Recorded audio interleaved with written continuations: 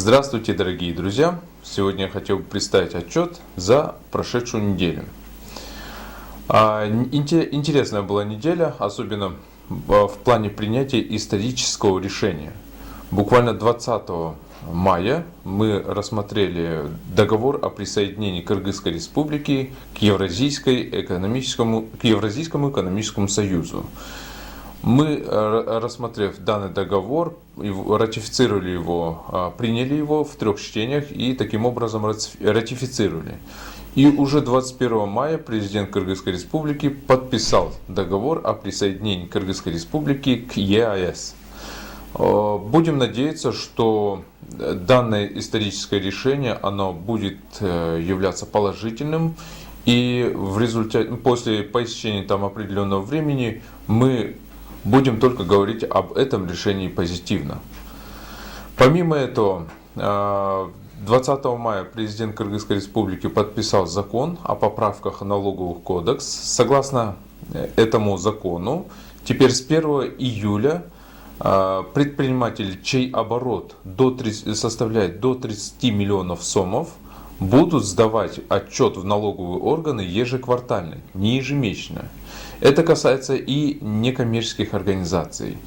Данный закон был инициирован мной и группой депутатов, а также правительством. И вот мы ко второму чтению, объединив все свои законопроекты, выдвинули один, и вот на сегодняшний день он уже принят, и даст Бог, его действие положительно скажется на развитии предпринимательства. Помимо этого, 20 мая был принят в первом чтении закон об ограничении алкогольной продукции, об ограничении оборота алкогольной продукции. Этим законом я предложил ограничить оборот алкогольной продукции с 10 ночи до 8 утра.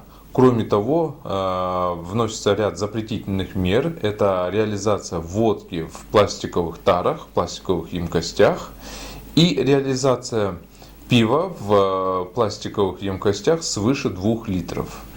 Кроме того, там прописаны запреты продажи на разлив, через интернет-магазины. Законопроект очень интересный, и я считаю, что он полезный.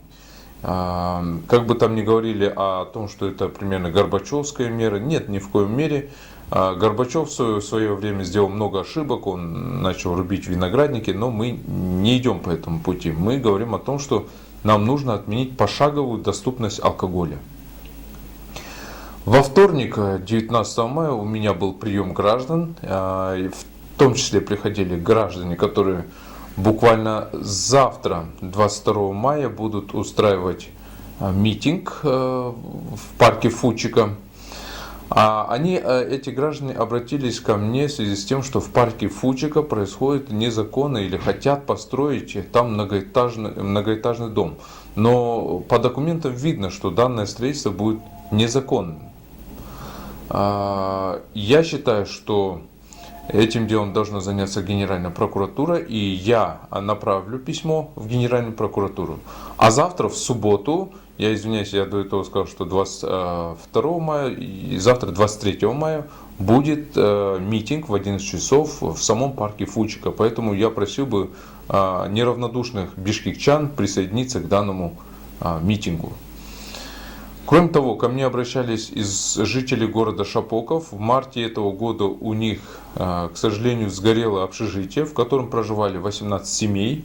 Я поднял этот вопрос на разном в парламенте и предложил один из вариантов решения данного вопроса. Я предложил следующее. Правительство взяло бы на себя часть расходов по строительству данного многоэтажного дома, а часть расходов взяли бы на себя сами граждане.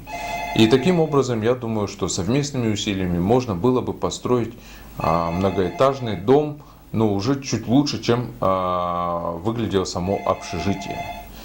Вот в целом вся неделя прошла таким образом, было очень много интересных законодательных инициатив, но я думаю, что я о них расскажу, когда они будут непосредственно рассматриваться в самом парламенте.